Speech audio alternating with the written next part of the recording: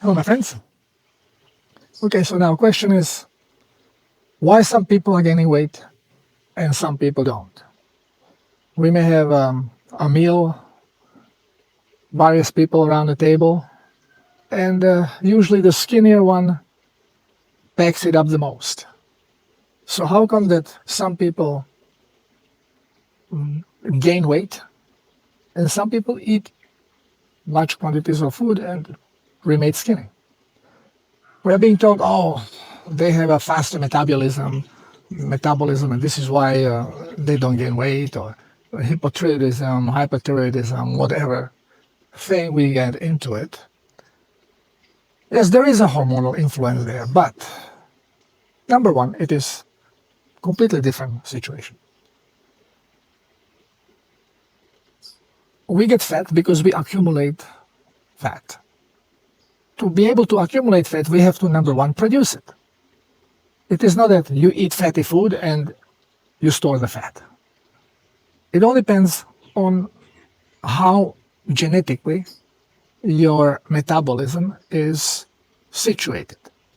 If we are running properly on fat, we have plenty mitochondria running, and your cells are using basically the triglyceride and turn it into your energy.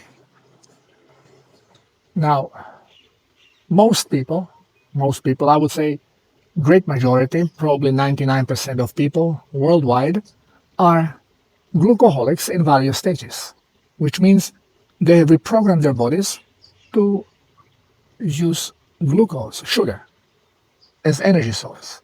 Now, cells will not absorb sugar from the blood because it's there to use it for energy. They have to be forced to do it. And this is why body uses insulin to force cells to absorb glucose. Now, I explained that this is done for the emergency situations when life is in danger, to have extra power. But once when we start saturating the blood with the glucose, then the body does not want to waste it, just urinate it out, because it is programmed to use it.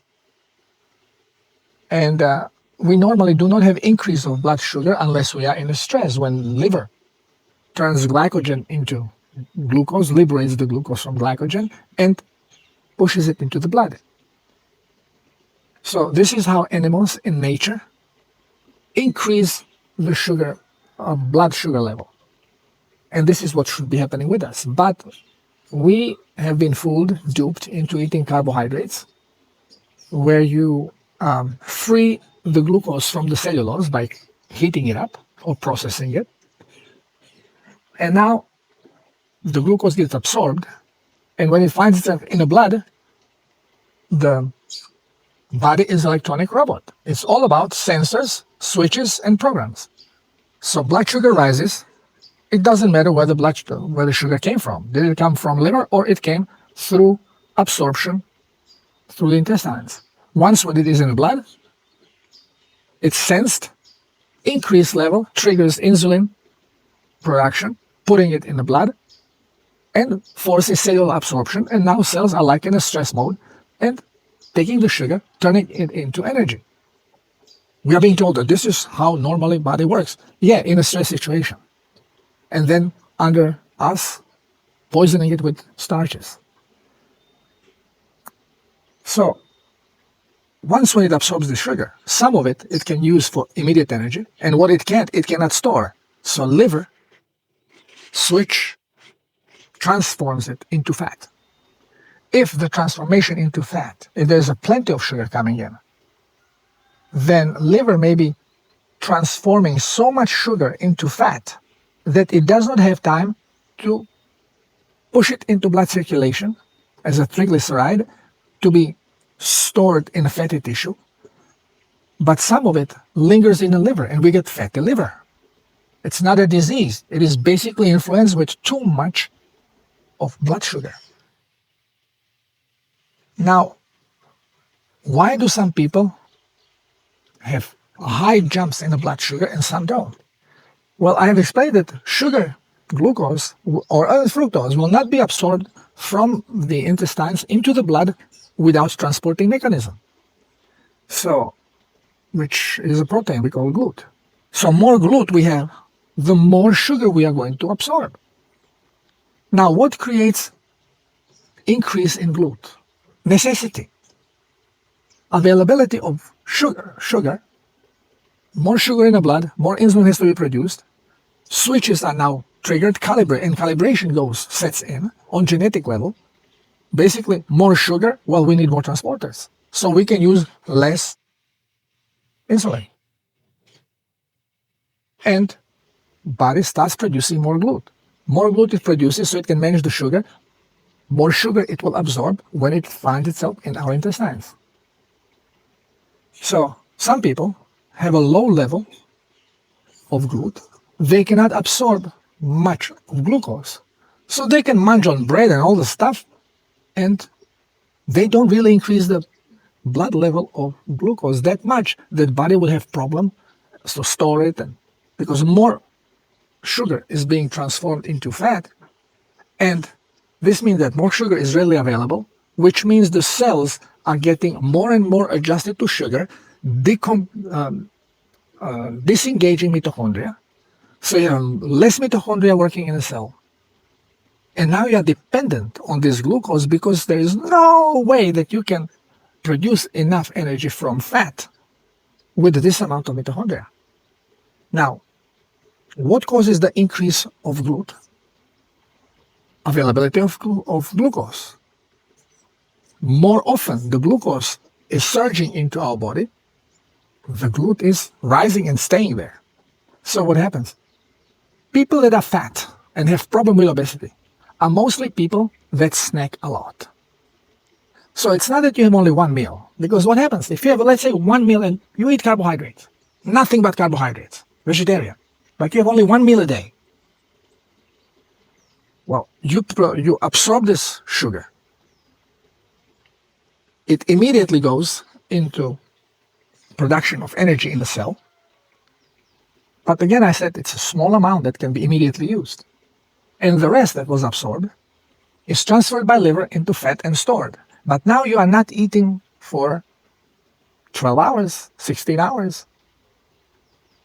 So body cannot really disengage too many mitochondria. It has to keep them running because you still are producing now energy using fat, even though most of the fat was created by liver transmutating sugar into fat. So this way, if you are eating once or twice a day, even 3 times, but you don't snack in between, then you have these surges of sugar, which happens only 3 times a day, or once or twice a day. So the GLUT level jumps, but it does not really go high. It stays on the lower levels. It takes a long time before slowly you start increasing the GLUT level and absorption. And this is why it takes many years before you develop diabetes. Diabetes means that you have a lot of GLUT and you just absorb a lot of sugar from your intestines. Not only glucose, any sugar. You will absorb fructose a lot more than normally you would. So, people that are obese usually snack a lot. And you don't have to snack, I would not say a lot, often. It's a better term. Because you have certain limit of GLUT.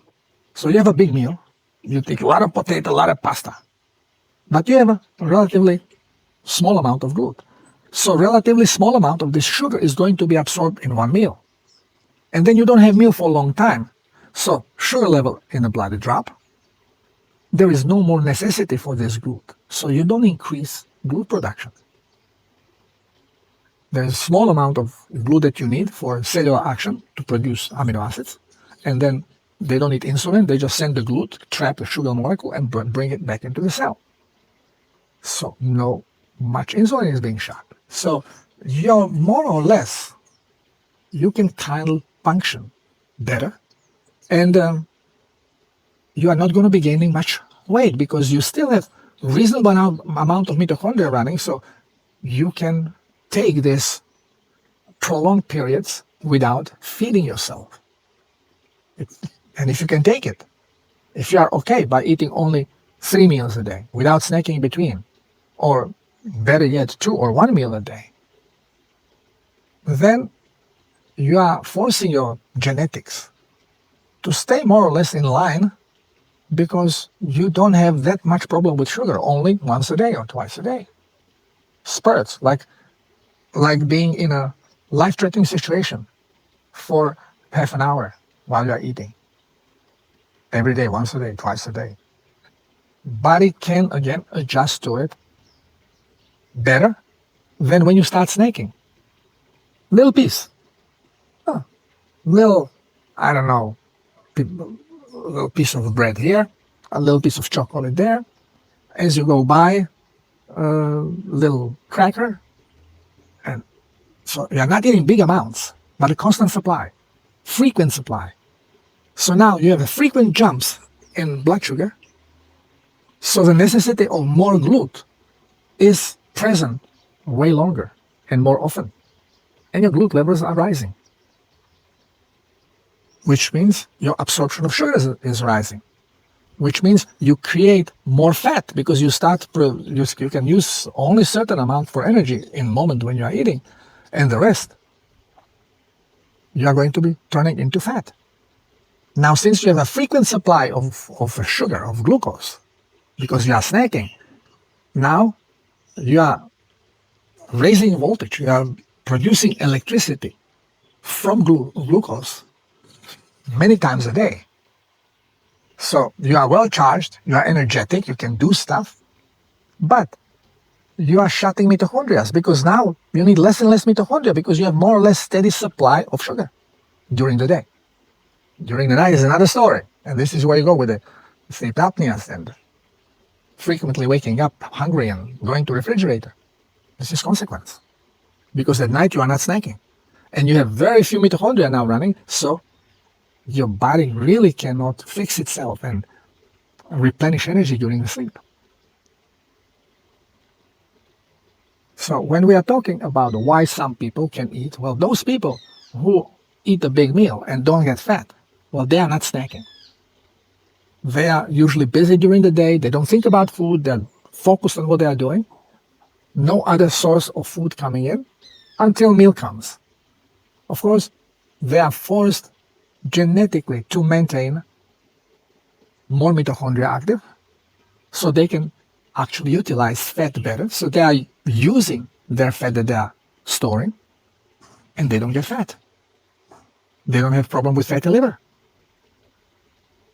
But still, they are not going to have production of GCMF, because they are still using daily glucose. So they need a supply of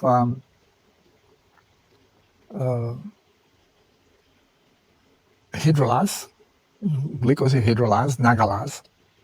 And when body produces nagalase, it cannot produce GCMF, because the same pair of genes is involved in one or the other depending on frequency. And if you are only eating 1 meal a day, you can reasonably maintain some GCMF production. Not nearly as good as if you cut completely glucose off. Again, I have no means of measuring the GCMF content in the blood of people who eat only 1 meal a day, being it carbohydrates, and those who eat frequently. So this is just my estimation. I know that to really have a good production of GCMF and be immune to blood poisonings from wounds and stuff, you have to be absent of glucose. You cannot have any of it. But this motion that nutritionists repeat, it's your thyroid gland and it's your cellular activity and cellular digestion that is different in other people, so some get fat, some don't. It's a bollocks. It has nothing to do with it, because everybody, even the most obese person, can slim down, trim down, if they change the diet.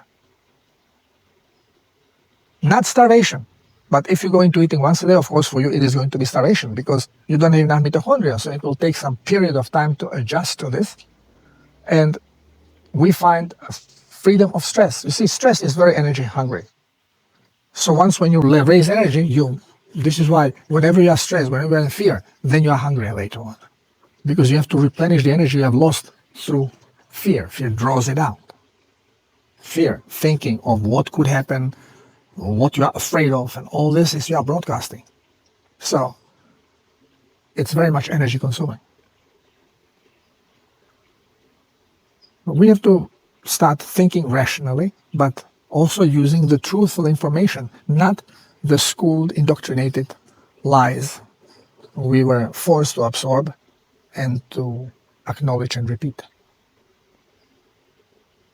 So if you have a problem with weight and you don't want to give up carbohydrates, well, stop munching in between meals, number one. And then start cutting the number of meals you have during the day. From 3, first stop snacking, then eliminate breakfast. Or better yet, eliminate the dinner. And then eliminate breakfast. And stay with one meal sometime during the day between 2 and 6 o'clock. And you will start feeling the weight loss because now you are activating more mitochondria, you are producing less GLUT, so your sugar absorption is coming down. So most of the sugar that you eat in a big meal ends up being in your colon, ferments, and gives you soft stool because it inflames the intestine, colon. And since you absorb small amount of sugar, then you create less fat, and you have to keep higher number of mitochondria running because now you are fat dependent as well as glucose dependent. Again, the best is cutting glucose completely out, and this way you run properly on fat. You don't overproduce fat ever, and whatever you produce, and if you store some, well, you will be using it while you are working. So the weight fluctuates, but basically you never get obese. Thank you for listening. I'll see you next time. Love you all.